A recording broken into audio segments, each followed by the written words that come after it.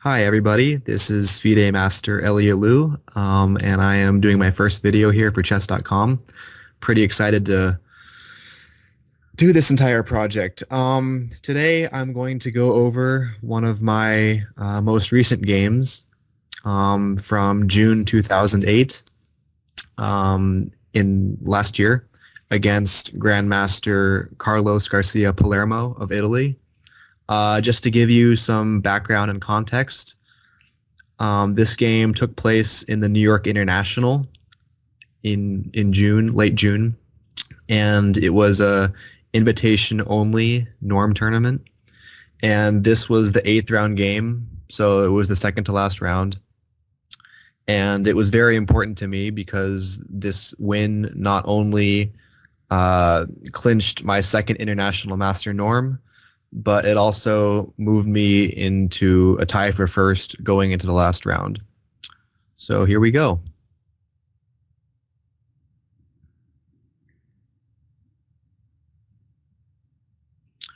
So this is commonly known as the center counter defense or the Scandinavian.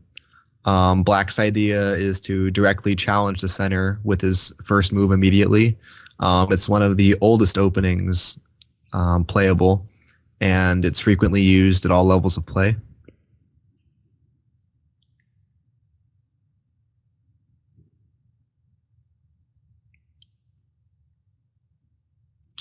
So this move surprised me a little bit. It's also an old move, but it's becoming more and more popular of late. This Queen D6 idea. Um, Probably the most famous player right now who plays it a lot with Black is Nisipianu, from Romania, if I'm not mistaken, Grandmaster Nisipianu. He played it against Topalov actually a couple times and has done pretty well against it. So here there are many moves for white, mainly d4 and knight f3 and stuff like that. But given the tournament situation and who I was playing, he's a very strong grandmaster. I wanted to choose a more quiet approach and actually did what Topalov did. So I chose to play pawn to g3. And the idea of this move was just to take things slow, not to directly challenge black, but just to see how things go. It's a very flexible idea. So basically, I'm going to put my bishop on g2. And the reason why it's flexible is because I have choices on where to develop my knight and my pawn. So what I mean is I can either develop my knight to g2 or f3, and I can either develop my d-pawn to d3 or d4. And this all depends on what black does, what his setup is. Okay, so he played knight f6.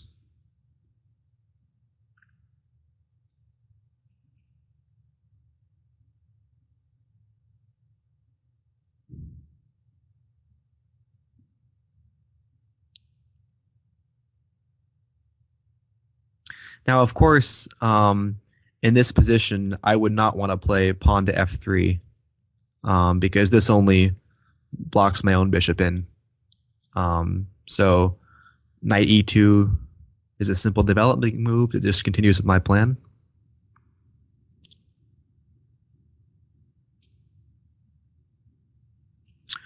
Okay, so here I think I made a slight inaccuracy, possibly a dubious move. I played pawn to h3, but I think this is unnecessary.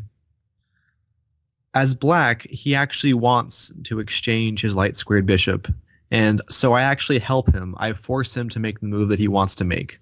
So he obviously now takes my knight and then plays pawn to e6. So basically, he's going to put all his pawns on the light squares to play against my bishop here on g2. And this is black's standard plan. So instead of playing h3 on move 7, I probably should have just castled or chosen to move my pawn to either d3 or d4, depending on what I felt like.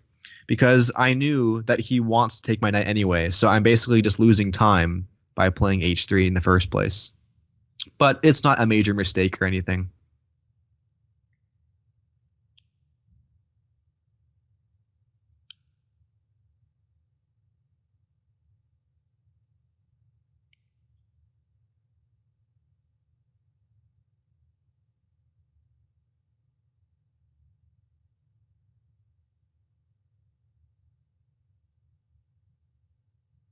Okay, so it's move 11 now, and nothing really exciting is happening yet.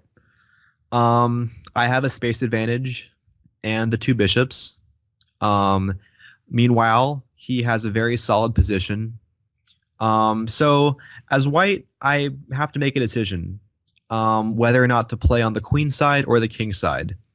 And that's just one of the commitments that I'm going to have to make as the middle game progresses.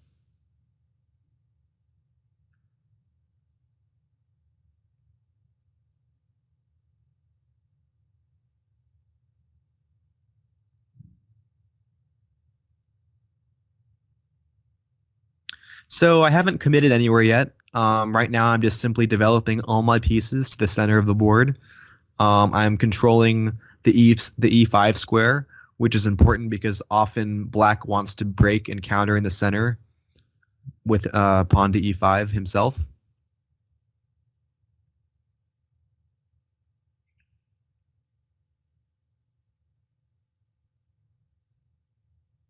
So after this move, it pretty much helped my decision. Um, I pretty much realized that now I have to expand on the king side. It seems like he wants to expand on the queen side, try and get some play. So I that's not my area to play on now, and so as a result, I chose to play pawn to G4.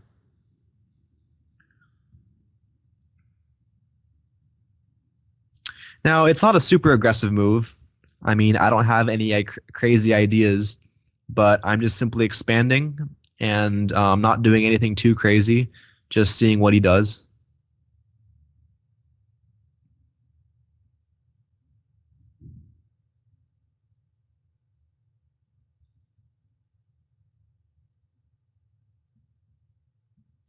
So at the time, I thought that this move was for defensive purposes. You know, maybe to stop me from breaking with F5, maybe to set something up where if I play pawn to G5, he now has H5 to go with his knight, so maybe he can go here and maybe even redeploy it somehow like that. But in all honesty, I had no idea what his true intentions were until later in the game, and I was very surprised about it actually. So you will see what I mean in a few more moves. Okay, so here I think I make a neat little move. I play pawn to A3. Um, it's not really obvious what the point of this move is, but I'll tell you. At some point, I wanted to play bishop E3, kicking the queen. But if I do it now, he can simply go queen to B4, attacking my B2 pawn, and it's just kind of annoying because defending this B2 pawn is kind of a hassle, and you know it might force me to drop my knight back to D1, and you know all of a sudden he can put his knight to D5 or something like that. It's really annoying that he gets queen B4. So I mean the idea of playing pawn to A3 was simply to keep his queen out of B4. See now when I play bishop E3, he can no longer go to B4. So that was the idea.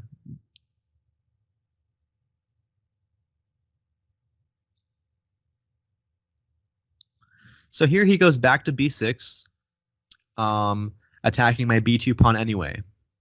But now the difference is knight D1, which is the move that I played, isn't too bad. Because see, the bishop here is now able to go to C3. And that's scary for black because now I have this really, really nice dark diagonal. So, you know, this knight D1 move was both a defensive and attacking move simultaneously. And also, as you'll see later in the game, my knight on D1 becomes my most important piece in the attack. It's actually kind of cool how that works.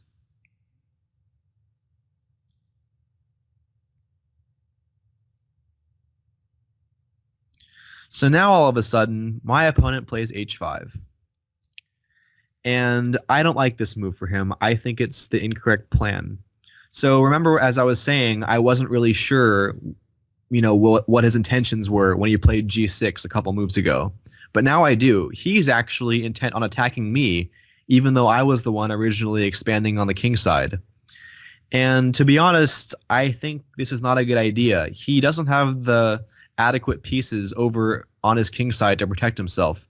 Meanwhile, I have all my pieces on the king side, and my king is actually relatively safe.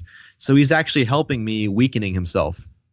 So I was kind of surprised when he lashed out with h5. But even though I was surprised, I still had to figure out, how to possibly exploit this. Instead of h5, I think a much simpler plan would have just to move his bishop over here to g7. So for example, he could just go bishop f8, and maybe if I go bishop c3, he can go bishop g7. Just so that he can counter my bishop on c3. Black's position is very solid. It's hard to see a concrete way to break through. And that's why this opening is so annoying for white. This whole center counter with queen d6 thing. It's very, very solid. And if black survives white's attack, oftentimes the game will result in a draw. Okay, so he played h5.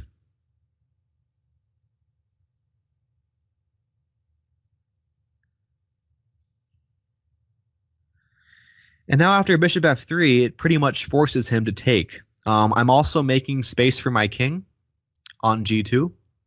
And as you'll see, after takes and takes, now the h-file is wide open.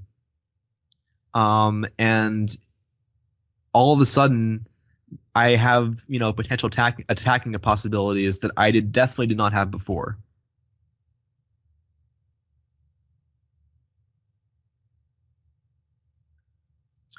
So he plays bishop c5 here, and again, I think this is just continuing on the wrong plan.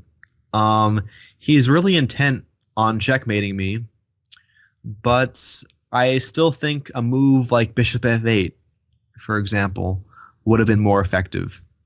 Black is still fine in my opinion. He's a little weakened, but I think he's still fine. He's definitely not going to lose anytime soon. But his whole intention of checkmating me instead of the opposite way around. I mean, maybe he thought he could get king g7 and rook h8 in or something, and then maybe build a battery on the h file by moving his rook up and swinging his other one over. I don't really know, but I think he just underestimated my defensive resources. So I play king g2. One thing that I'm happy with how I played in this game is how I didn't panic or lash out. I just let him attack and help me weaken himself.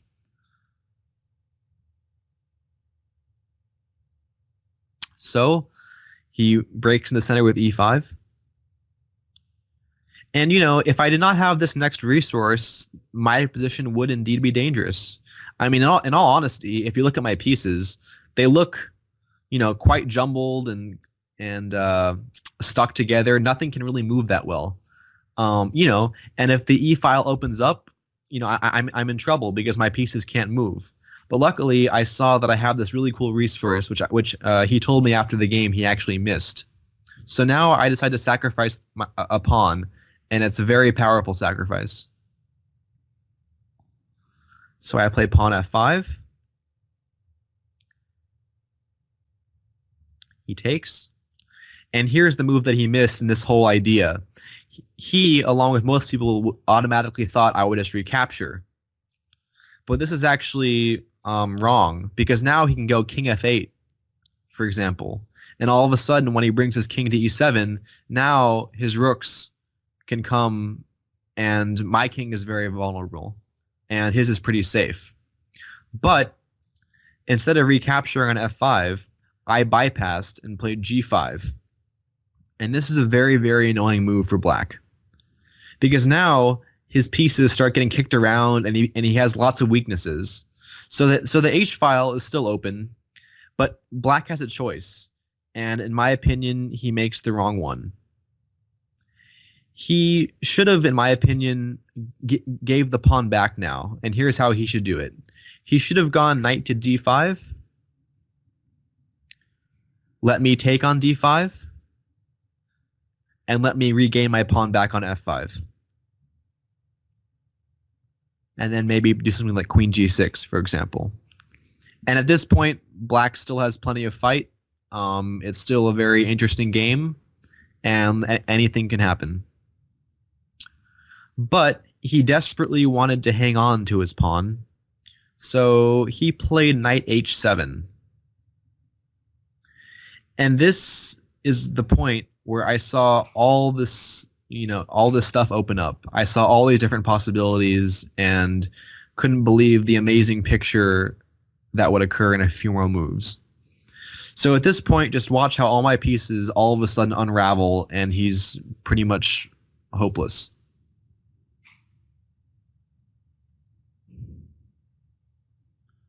So bishop h5.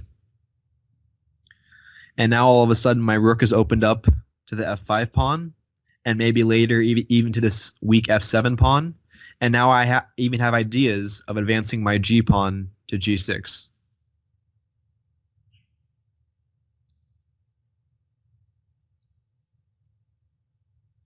And again, he keeps his pawn by playing f4. And now my assumptions were correct. All my pieces are going to flood into his position. So now, as you'll see, my next few moves are very logical, and they're just taking advantage of all these spaces. Now you can maybe see how this knight on d1 is going to become an absolute monster in a few moves, because once he gets to f2, he's going to have two enormous holes to hop into, and he's going to create havoc on the king side.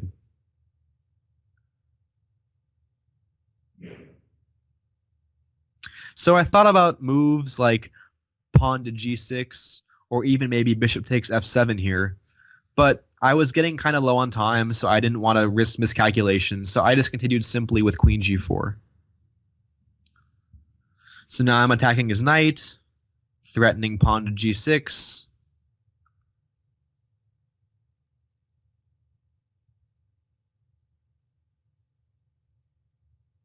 So he moves his knight and discourages me from advancing my pawn. And now that his knight is no longer defending the e5 pawn, I continue to pile on, and my bishop finally arrives at c3 to this wonderful diagonal. So now I'm putting pressure on the e5 pawn.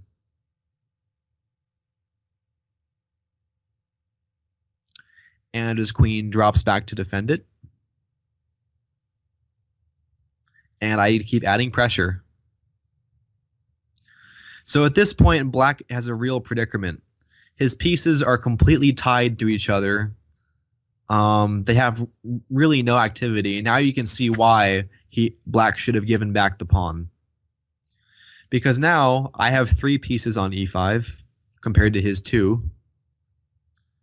And if this pawn goes away, black is essentially lost, because then my bishop on c3 will just be a killer down the diagonal. So he has to defend it with bishop d6. But now, as you can see, now that there's nothing left on this diagonal, my knight is free to go to f2. And so now the picture is becoming complete. All my pieces are all of a sudden jumping into really nice squares.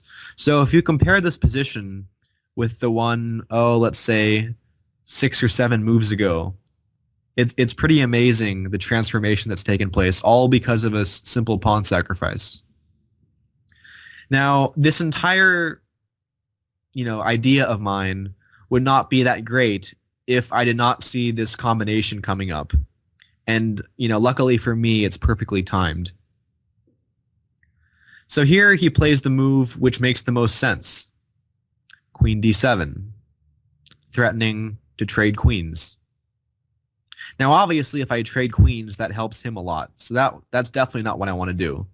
But at the same point, I can't move my queen anywhere. And if I go back to e4, for example, all of a sudden my g5 pawn hangs, and now black's winning.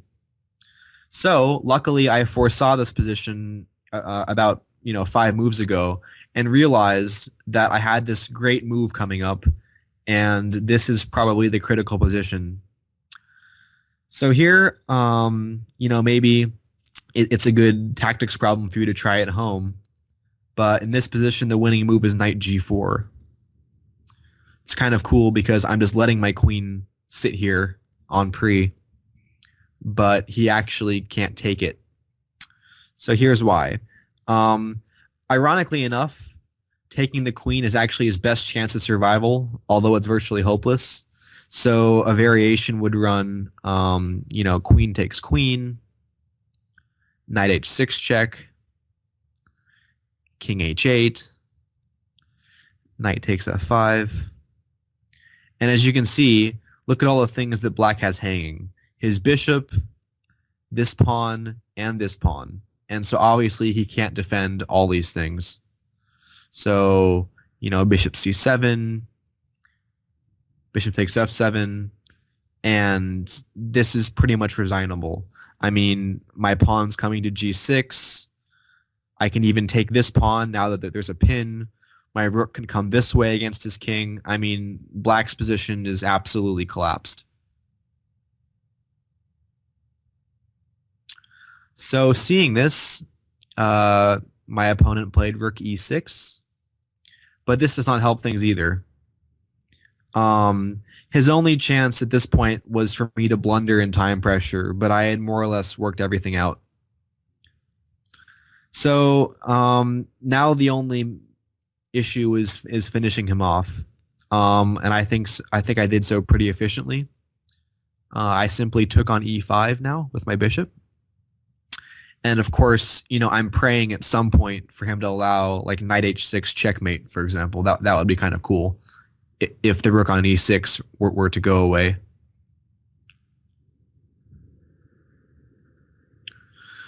So he played rook e8. And I simply recaptured on f4. So now, just even with my positional superiority, I'm also up in material too. And as you can see, there are just too many threats for him to deal with. This pawn on f7, my knight coming into h6, just everything is hanging for him. So he played rook e7. And I finished him off with a nice combination now. Obviously computer programs will find, some amazing mate or whatever. But I think it's an important lesson to know that when you're low on time, getting fancy is definitely not the right way to go, because you might hallucinate or mess up, and it's happened many times before. So if you see a simple win, just go for it. And that's basically what I did to make things less complicated. So I took on d6, which in a way is actually a kind of sacrifice. He takes my rook. I recapture. And he takes. And then the final move that made him resign, bishop takes f7. So now obviously if queen takes bishop, then knight h6 check wins on the spot. And a main variation would run, for example, king g7. And now just bishop takes f8. So if king takes bishop, then bishop e6 check. If knight takes f8, then queen f6. And if he goes back to h8, then just pawn g6, threatening pawn g7 checkmate. So I was very happy with this game. So just to give you the final position, he resigned after bishop takes f7. Once again, this game was against Grandmaster Carlos Garcia Palermo of Italy, and it helped propel me into playing for first place on the following day. So once again, this is FIDE Master Elliot Liu, and I hope you enjoyed the video. Thanks a lot. Bye.